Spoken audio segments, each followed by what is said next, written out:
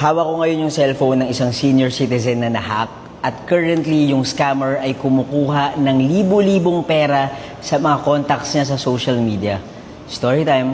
Nandito kami ngayon sa Iloilo at tinutulungan namin siya sa problema niya pero napakahirap. Tawagin natin siya sa pangalang Cathy. Kahapon, minessage si Cathy ng anak niya. Humihingi ng 40,000 pesos. Ang sabi ng anak niya sa messenger, nasa bangko raw siya at sobrang haba ng pila. Kaya hihiram muna siya sa nanay niya, si Cathy. I-online transfer na lang daw para mas mabilis. Nagbigay ng bank account yung scammer gamit yung messenger account ng anak ni Cathy.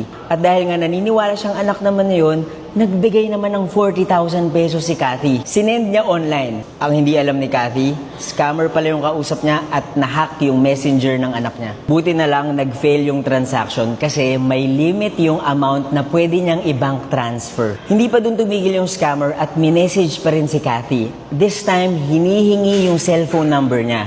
Binigay naman ni Cathy. Ang sabi ng scammer, may magte-text daw sa kanya.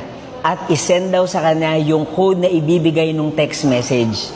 Binigay naman ni Cathy. At simula nun, siya naman ang nahack sa Facebook. Nagsimula na kaagad na i-message ng scammer yung mga contacts niya sa social media at humihingi ng pera. Hinihingi rin ng scammer ang phone numbers ng mga contacts niya. Siguro sila naman ang susunod niyang ihahack at karaniwan ng mga tinatarget nila ay mga senior citizens. Binubura ng mga scammers yung mga messages para walang digital footprints at hindi makikita yung conversations.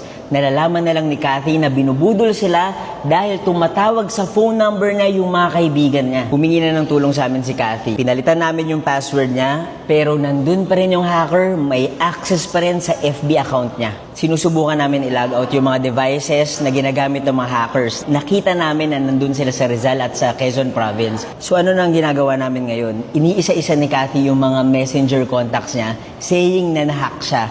Nag-post na rin siya sa FB, pero ang ginagawa ng hacker, dinidelete niya yung mga post, pati yung mga shoutouts sa messenger. Tinatrack ngayon ni Cathy yung location ng mga hackers at magte-take ng legal actions. Pero sa ngayon, hack pa rin ang account ni Cathy, may access pa rin ng mga hackers, pero tinatry namin yung best namin para mawala na sila doon sa account ni Cathy. Mag-ingat kayo at pakiremind yung mga mahal nyo sa buhay, lalo na yung mga senior citizens kasi sila yung mga targets ng mga taong hindi patas lumaban sa buhay.